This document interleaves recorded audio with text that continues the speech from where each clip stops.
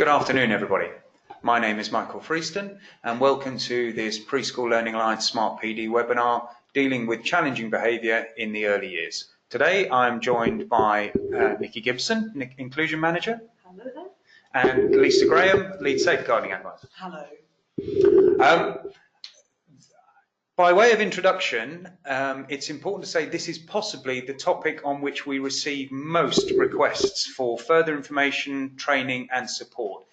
It will be interesting to know from colleagues who are with us whether they feel as though incidents of challenging behaviour are increasing, because I think I would certainly join my colleagues by saying the amount of requests for advice we get is increasing.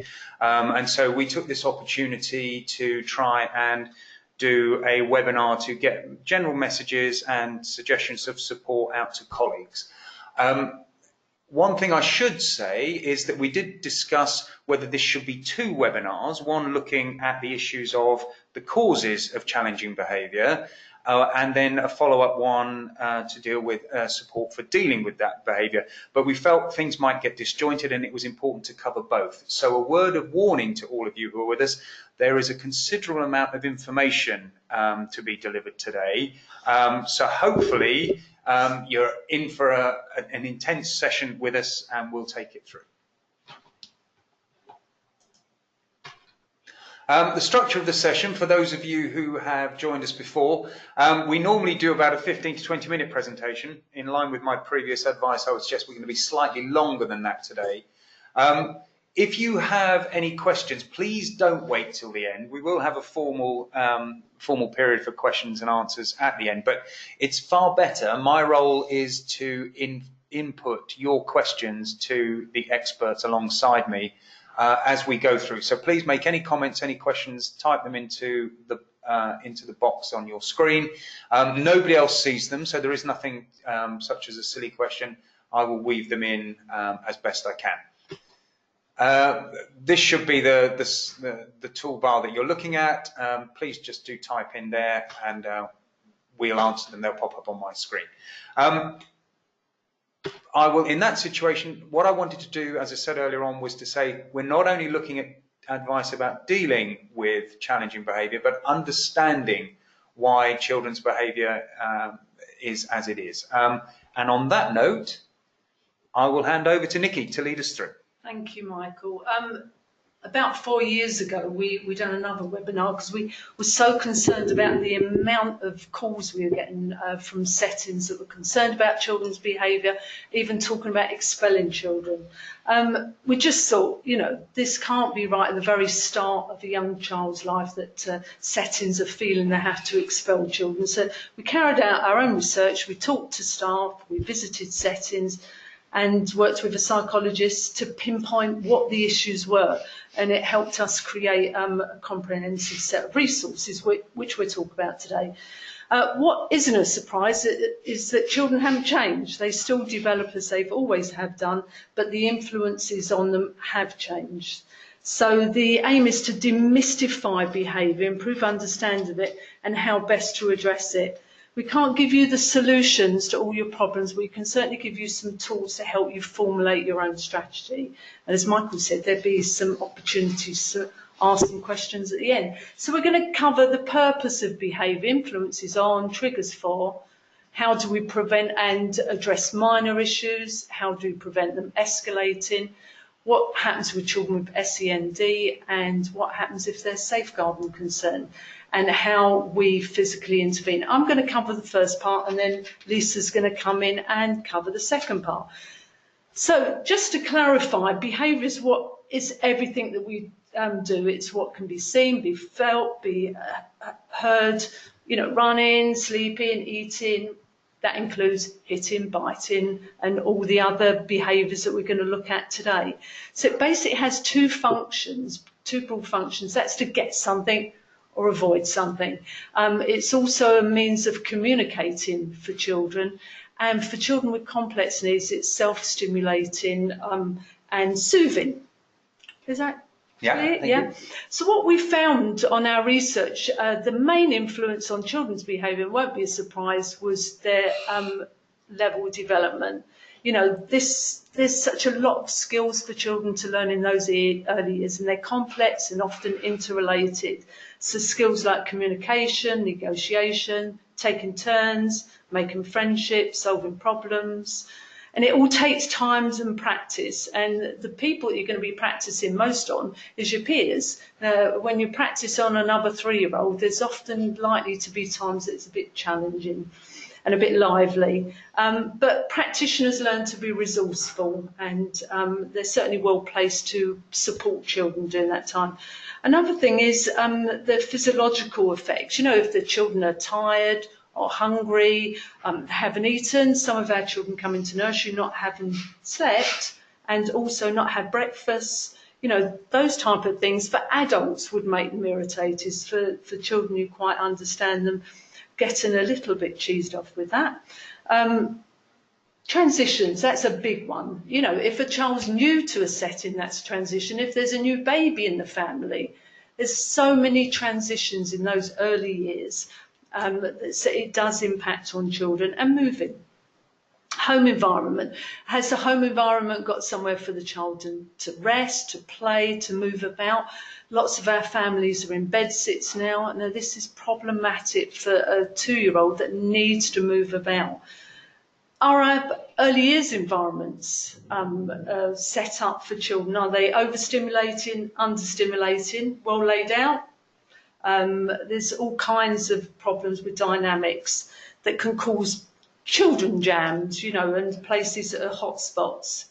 Attachments. We know how vital secure attachments are, and you know, if you haven't got a secure attachment at home, nor with your key person, then you're likely to have issues. We also found that some children had an underlying SEND, or perhaps they had English as additional language, which made it difficult. There's safeguarding concerns, and Lisa will cover some of these later, but it's not always safeguarding concerns, just domestic problems sometimes at home that aren't safeguarding concerns, but still cause the child some issue. And finally is adults' own behaviour. Unrealistic expectations and lack of emotional intelligence, which we're going to be looking at a bit more.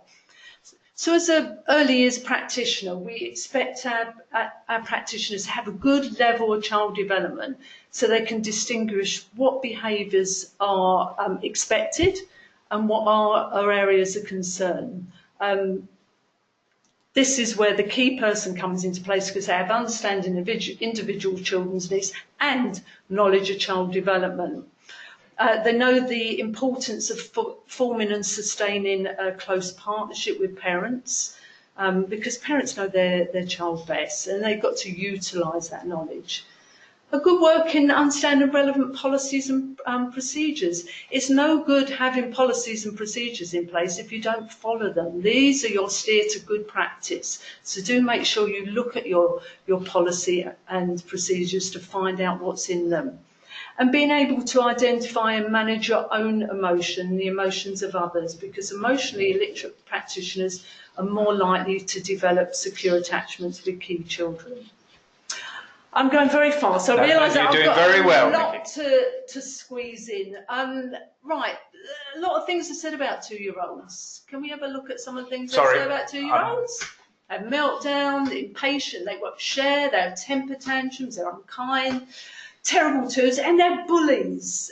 Well, you know, 2-year-olds can't bully. They're incapable. They haven't developed theory in mind. They haven't got the reasoning and thinking to be able to do that. Yes, they do have meltdowns. That's what 2-year-olds have because actually they're learning to regulate their behaviour. They won't share because they probably don't know how to share. They don't know what's theirs and what belongs to other people.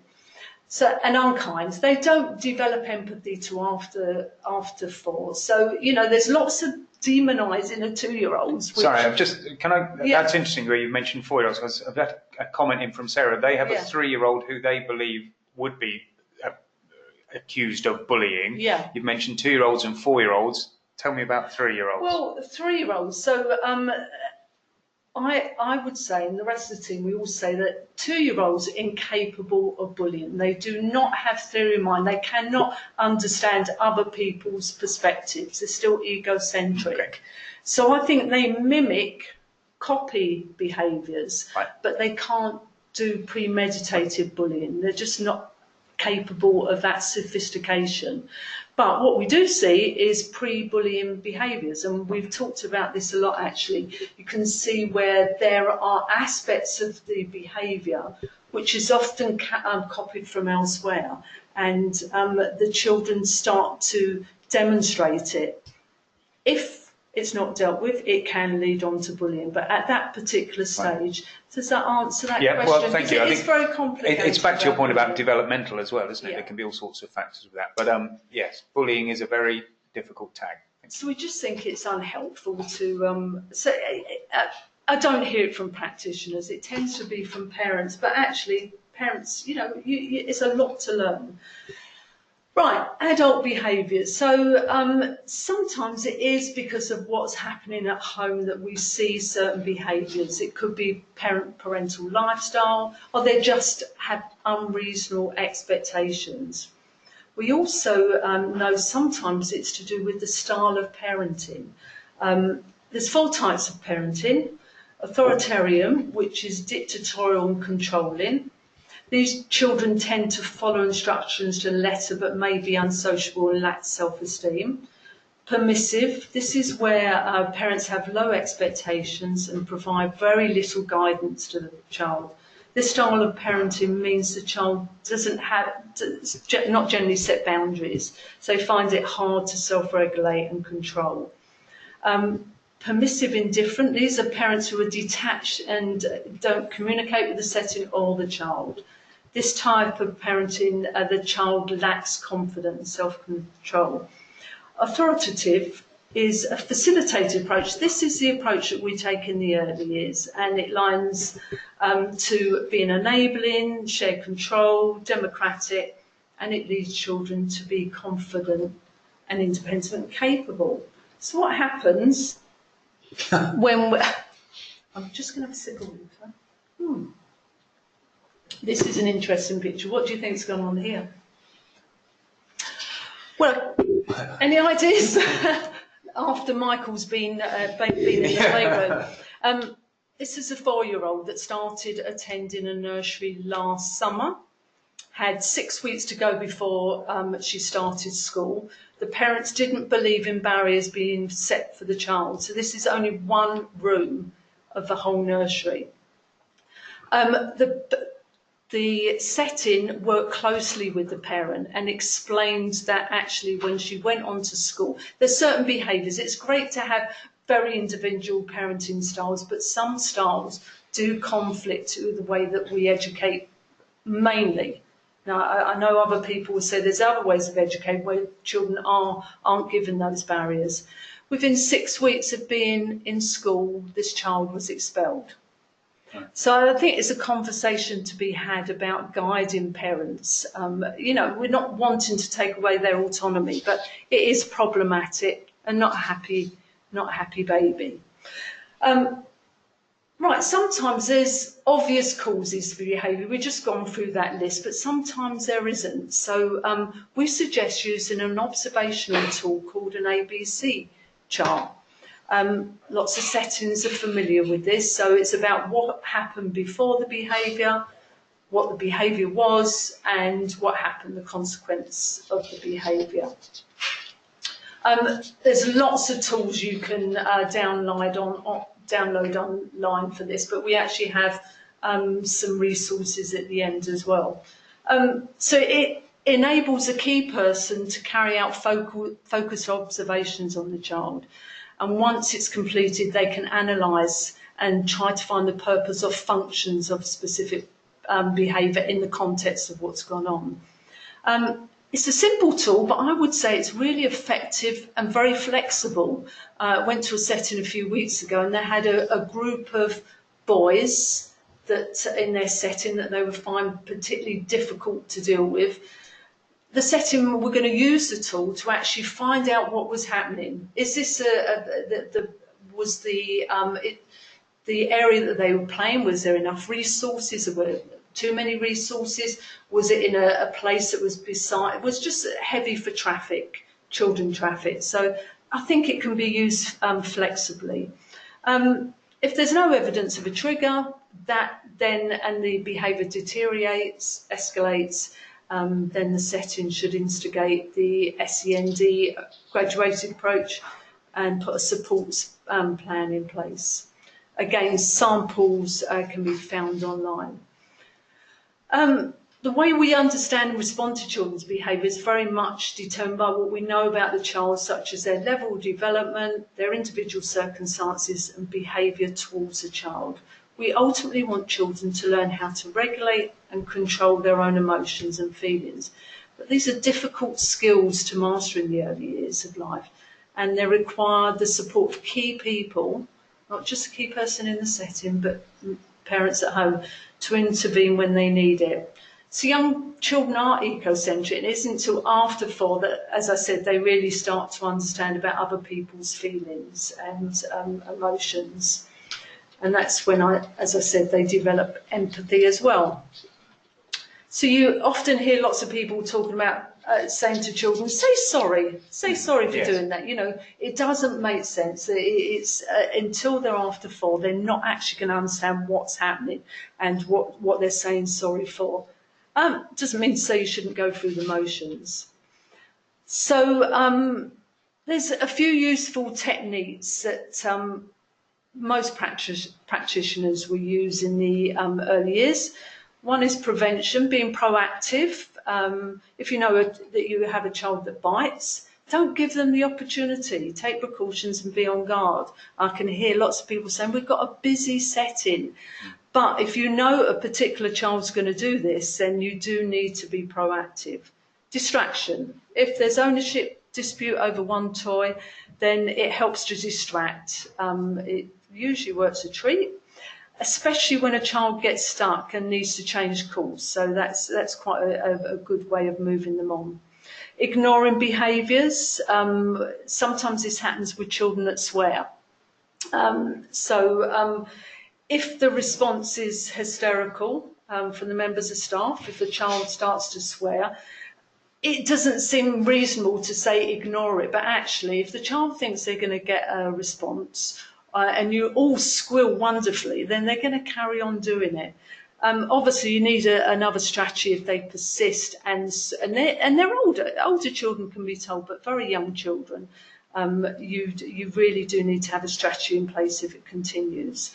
Working with parents, formulating whatever you do at home in the setting as well. So modelling, we do this all the time. You model desirable behaviours. You put up your hand to take a turn, so children tend to copy that. And modifying, if you want to replace a behaviour, if the child, you can perhaps teach the child something.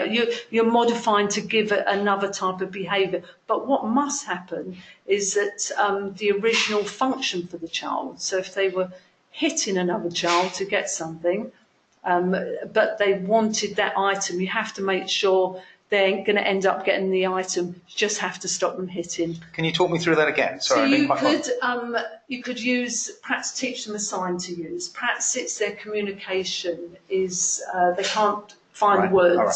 So you could teach them a sign or just one word to modify that. Okay, thank you. Yes. But like I say, it's got to. And I think the example you've got there on the chat's. Snatching of toys. It was a question that came in from Jasmine in terms of what do we do about children who are regularly fighting over toys? Yeah. Do they use the sand timer? She hasn't put that on the question. Right, but, Jasmine, sand timers, you know, what we're trying to teach children is turn taking. And it's a very difficult skill to learn. You know, it's going to be needed for conversations. We have conversational turn taking. But actually, introducing something like a sand timer where they take control, they have autonomy. Children are very good at telling the next child when they've only got a few more sands of grain to run through before they have to share. Okay, thank you. So yeah, scaffolding that behaviour until it's mastered. Right, the next one. Sorry, am I behind you? It's Sorry. probably me not. No, that's fine. Sorry, my fault. This is a bit more problematic. I tend to get shouted at when I not shout. That's a bit harsh, but Surely not. Some practitioners do find this quite difficult when I challenge some of the ways that rewards and sanctions are managed in the setting. Basically, we're not saying don't do timing out or stickers, but you want children to regulate their own behaviours. And what we don't want is they only do it if they are fear a sanction or they think they're going to get a reward. If anybody wants to shout at Nicky via the keyboard, they're very welcome to. I'll take comments on this. This is something of a controversial issue, I would say. I draw it back in now because it's a challenge with busy settings. And so rather than ditch the systems you use, just regularly review them for effectiveness. Does the timeout system work? And how do you measure that success? And also, are stickers helpful? And if they are, and lots of people tell me they are, then do all children get a chance to win one? Because that's basically what children are going to see it as. So all I'm saying is consider rewards and sanctions because we ultimately want children to intrinsically manage that. It does lead to an element of performance, doesn't it? In terms of aspiring to get the reward. Yeah. Is that necessarily a bad thing? But if you're the child that always sits there and does as you've been instructed to, or you know that is not acceptable behaviour, and you never get a sticker. But I have heard really good cases of where stickers are used and they're controlled and they're actually reviewed on a regular basis. Thank you. So hopefully that makes sense. So just keep it in check. So intervening in minor conflict. So Lisa and I are going to be talking a bit more about conflicts later on. But we know children solving minor conflicts themselves is good because it helps them to be resilient, negotiate, cooperate, communicate, problem solve, and self-regulate and control. Those words again, self-regulate and control.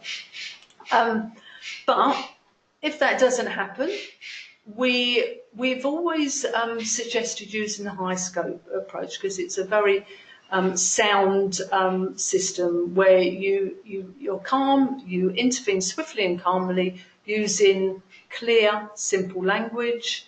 You assess the situation, stop any harmful actions, and if safe to do so, you get down on the floor and help children try to sort out the dispute themselves. Most times with 3 and 4 year olds this is possible. Not all the time though.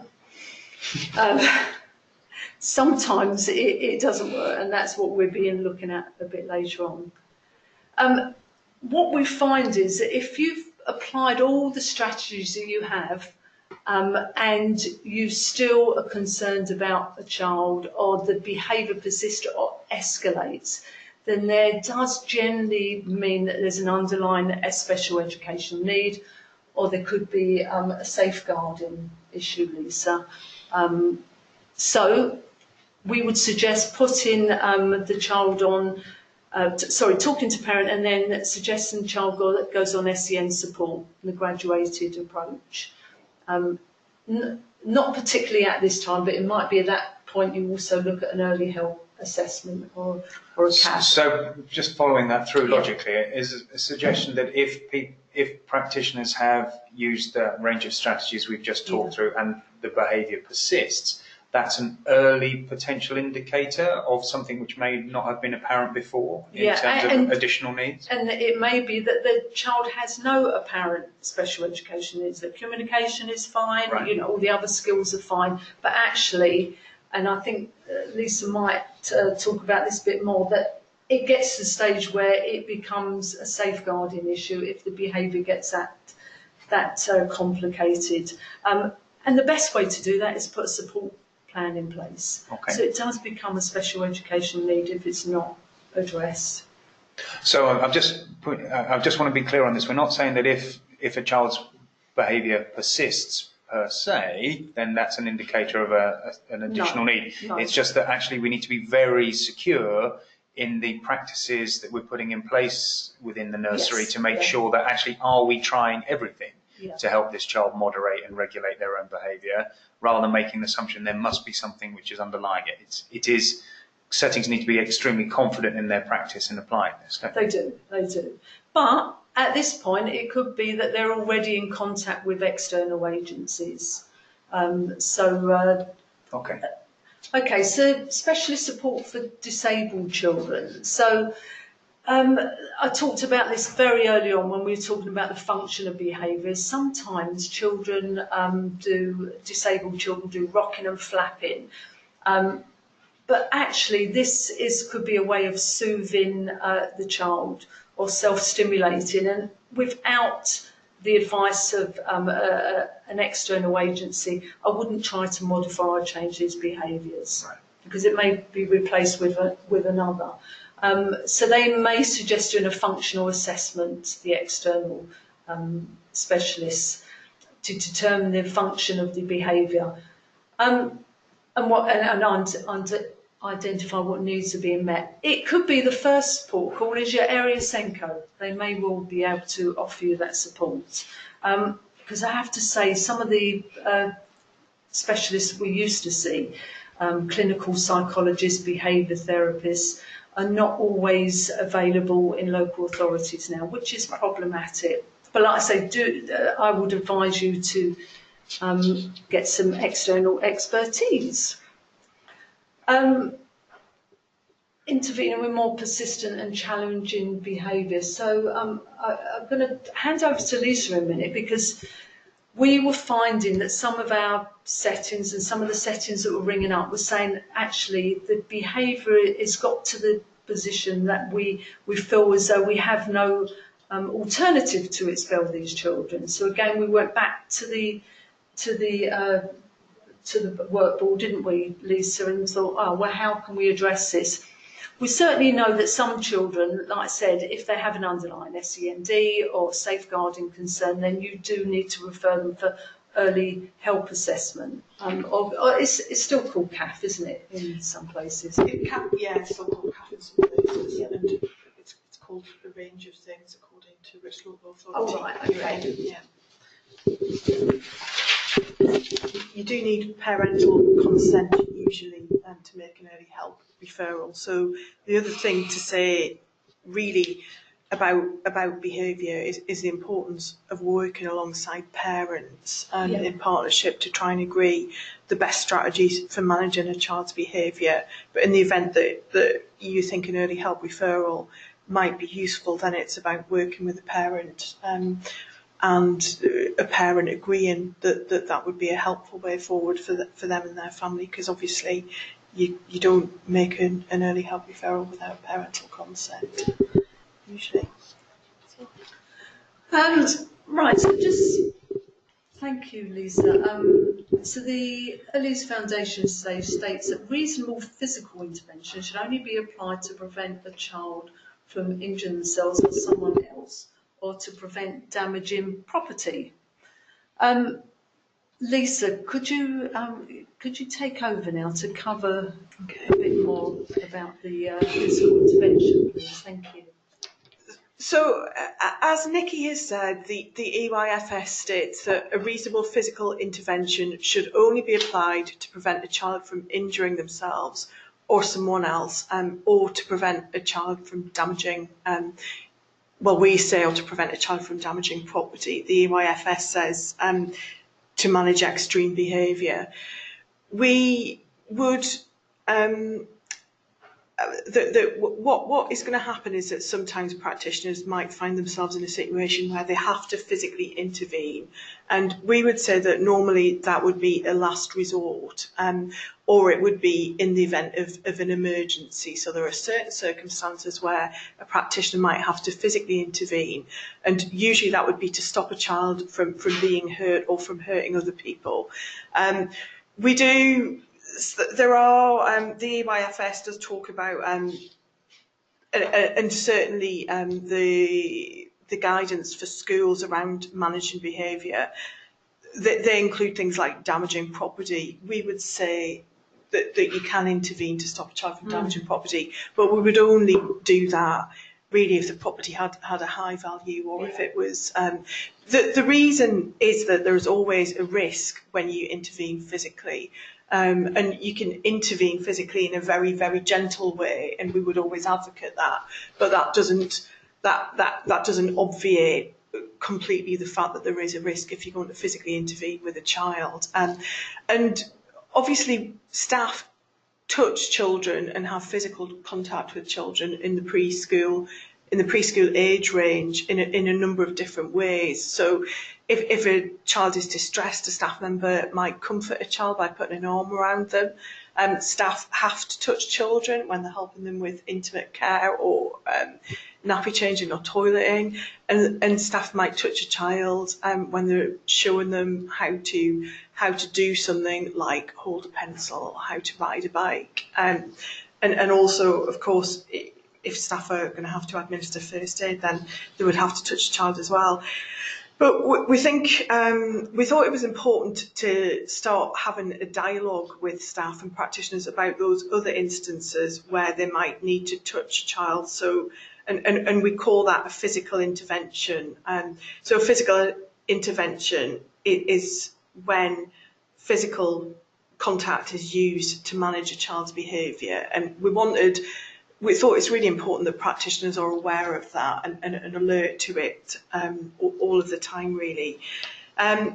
Children can be injured by physical intervention. There hasn't been a lot of research into physical intervention in the early years, but certainly staff who've been trained, who've intervened with children in secure settings, there have, in rare occasions, there have been deaths because a child is suffocated, they've been restrained face down. And what seems to happen when these types of situations have been reviewed is that staff have underestimated their own physical strength and weight. They've applied interventions for too long. And it's felt that they've made sometimes poor judgments that have been affected by the adrenaline that's coursing through the body in this kind of fight or flight mechanism. So what we want is for all practitioners really to just be aware of the fact that any physical intervention comes with a risk associated with it. Sometimes intervening physically, if you don't do that, there's going to be a risk to that child. So you are constantly having to balance things and justify and make those kind of on-the-spot decisions really about, is it justified to intervene physically in this circumstance, or is it actually not necessary to physically intervene in these circumstances? So normally we would say only do it in an emergency or as a last resort, and try to do everything to ensure that you've done everything that you can do to prevent. So think about how your learning environment is set up to encourage positive behaviour. Think about using mechanical and environmental means to deal with predictable behaviours. So things like stair gates, high chairs, shutting or locking doors. And think about the rules that you have in place as a setting and how you make sure the children understand those rules, and that staff are alert to the need to role model positive behaviours and can use verbal prompts. So quite often a member of staff might be able to just use a verbal prompt to prevent a behaviour from escalating before they would need to use a physical intervention. So specifically, the EYFS states that physical intervention can be used for the purposes of averting immediate danger of personal injury to any person. So that can include the child, or it could potentially include another child or a staff member. And it should be to manage a child's behaviour if absolutely necessary. And if physical intervention is used in that way, then it won't be taken as constituting corporal punishment, because obviously all practitioners were all aware that the EYFS is very clear that corporal punishment must never be used in any settings. And there's a legal concept of reasonable force, and that applies specifically in relation to education settings, and that's about balancing the need for a physical intervention against how reasonable or necessary it is, and the duty of care that we all have actually to protect a child or children. Can I just clarify something there? You've got that on the slide that says relating to schools. When you were talking it through, you said education settings. Does this legal interpretation specifically apply to early years settings below compulsory school age? The guidance, there is a legal concept of reasonable force that applies in across settings generally, so not specifically early years settings, but it would apply to a youth worker. Right. So it's those sorts of things that because we all have a duty of care and citizens' arrests, those sorts of things. Specifically the guidance, there's been quite a lot of guidance published about when it might be justifiable, and that is specifically in relation to school settings. So there's not a lot of external guidance out there to about this concept of reasonable force within an early years setting, but it's a general legal concept. And there's a lot of stuff specifically for schools. But what we would say is it's only necessary. Any physical intervention is only going to be justifiable in an early years setting if it's absolutely necessary and the minimal amount of force is used for the minimum period of time. And if it's not that, then it's not justifiable. Really so we thought that in some instances it would be perfectly reasonable to apply physical intervention. So, for example, if a child is about to be hit by another child who's got a heavy implement in the hands, then you may need to apply a physical intervention to stop that from happening. If a child is climbing over a fence and there's a busy main road on the other side, then you may need to use a physical intervention. Or if a child is repeatedly kicking and headbutting a member of staff. But in every instance, practitioners are going to have to think quickly on the feet and sort of assess risk dynamically and think about, is this justifiable or is it not justifiable? So I would argue it wouldn't be justifiable if it was sort of single low risk incidents like a child throwing a book or a child kicking a chair. It's not. So there are things that practitioners can do to reduce the risks of a child being injured if they're going to physically intervene with a child. So sometimes, quite a lot of the time, a practitioner can use the body to gently block a child, and a lot of the time that is sufficient. And we've already talked about being as gentle and minimal as you can.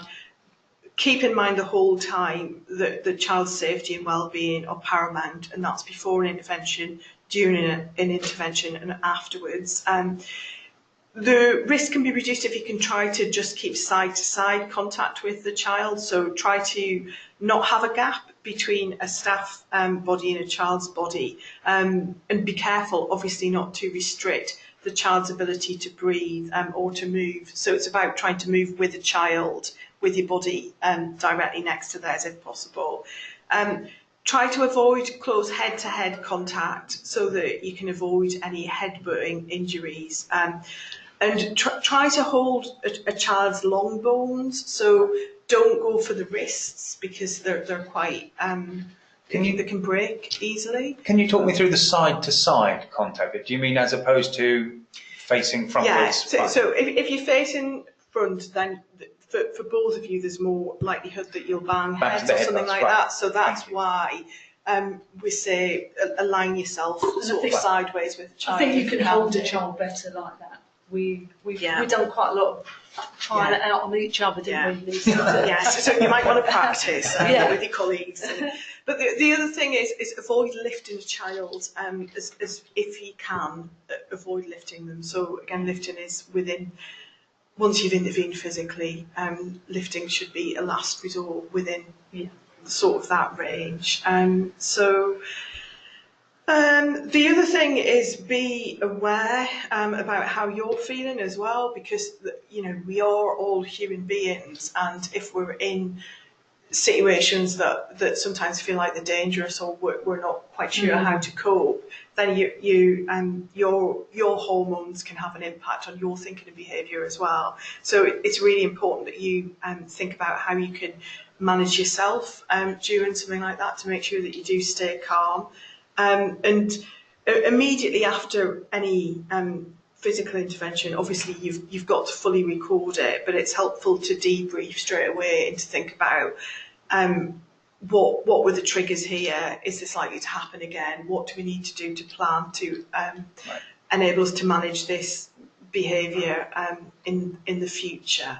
And obviously any instance of physical intervention does need to be fully recorded. So record what happened, who was affected, when did it happen, how long did it carry on for, who else was there, why was it necessary and justified.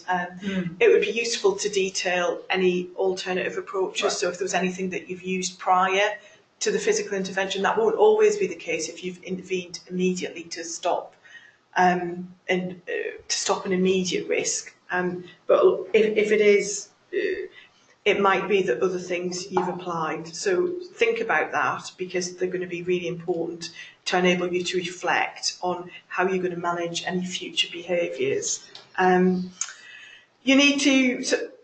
We also would need to notify parents. Think about, was the child hurt or distressed? Because that's quite important when we're thinking about, what's been the impact.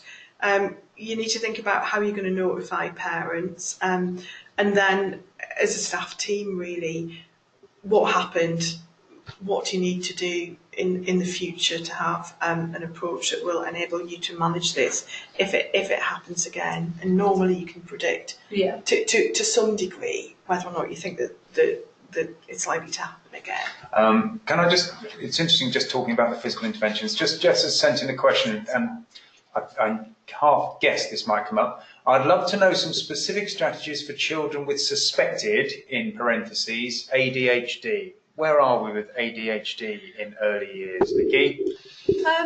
Yes, there's some dispute over this, but probably it's better to chat to you afterwards, so we can take that call. But if the parent suspects or you suspect, then go to the GP. As long as you go through the right referral. I think it's actually only a problem if people are assuming that a child has a condition. So is your suggestion there, and I think I will invite you to take up the correspondence with Jess afterwards, but are we talking about the labelling situation may not be helpful here? It what might we're be interested helpful, in it might is be the inappropriate. impact, yeah. It may not be that cool. As I've said before, there's lots of influences and maybe impacting on that child. So it's not making an assumption, but a proper referral and a diagnosis is the route you should be going.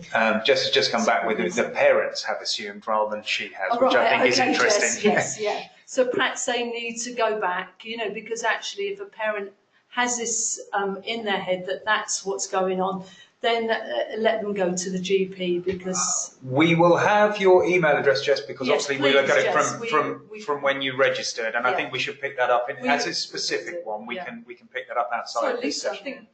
I was just going to, some of the ways that early years, some of the practices that early years settings already employ, so things like being really clear about the routine, being really clear about the structure, having visual prompts, having things like egg timers, all of those sorts of things can be useful for children who have got ADHD or autism or other. But under 5, these are developing skills. So yes, Jess, we'll catch up. I've just noticed the comment you've said there, it might be in Taiwan. We will pick that up in due course outside of this session, okay. Jess. Just a second, thank you. Let's move us on. So, by way of summary, I think.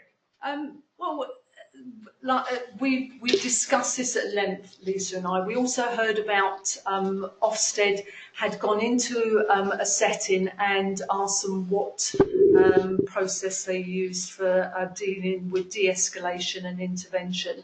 and the setting had said team teach, and Ofsted had said this is inappropriate for early years settings, it's too old. It's for older children. So we decided that we would do some research into finding out, well, what guidance is there out there for early years, and we couldn't find anything, Lisa, could we? Not a lot. So what we decided was to produce our own, and that's when I said we were practicing. We practice on one another. So the 8 steps are basically there is more detail that goes with this, and I'll talk to you about that at the end. But basically, it's keeping calm in approaching the same as you did with the high scope approach. Assess and stop harmful actions, go down to the children's level, continue to offer verbal support, keep the situation safe. Now, this is a bit that's different. So if the situation escalates or children are at risk, then lead the child away by holding their upper or lower arm. So the long bones again. The long bones not again. The wrist. Not their legs, I wouldn't have said, because they'd be upside down, of course. But I would also... I'll carry on to the end. I'll talk about how we've actually tried this system out. As Lisa said, only lifting children and removing this from the situation if entirely necessary.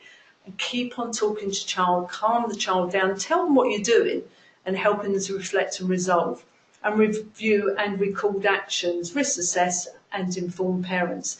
Now, this is now a workshop, and we have tried it out with a few settings.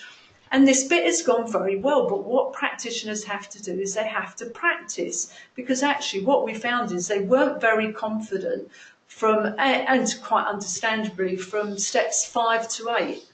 Right. Because they hadn't received appropriate guidance on how to do it. We're even to the situation where they're leading a child away, and would you put your hand in the middle of the child's back? Because some children find that soothing, some children would find that they don't like the bodily contact. So what we've said to settings is practice, practice and practice. Do different role models, scenarios where you would have to intervene. So you're able to answer Ofsted if they come in, and you're able to confidently carry out this process in front of parents. And presumably that approach that the setting may take will differ for the different children, for exactly the reasons you've said about how they feel about you have to know the children. Yes, so it's part of a process rather than just responding to the incident as it occurs. That's right, yeah. Absolutely. It's about the settings working together and having a range of approaches that they know that they might use in sort of typical scenarios. Yeah. Thank you, that's really helpful. Oh, sorry, I've gone past. My fault. I put your slide in here, Nicky. I'm just throwing you out, right? Okay, so we thought it would be helpful to talk about the resources that we have already. Some of them are free to members. The Alliance Behaviour Matters publication, it has various downloadable resources. We've got activity sheets, we've got an early years social wellbeing audit, there's Levin's wellbeing and involvement scales and analysis, safer steps to intervention chart, an ABC chart. We've also got we've got the safer steps there, but it goes into more detail with the Behaviour Matters downloadable resource. Actually, the wellbeing and involvement scales are not in there, because anyone that's dealt with these realise that it's not it wasn't in English, the copy we have, but I can put a link up on the website to where you can pick that up from.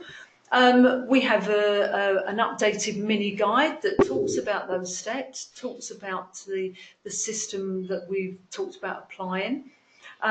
If you contact our training centre, they can actually do an assessment and give you their professional advice on what package you would need, training, or there might be some resources.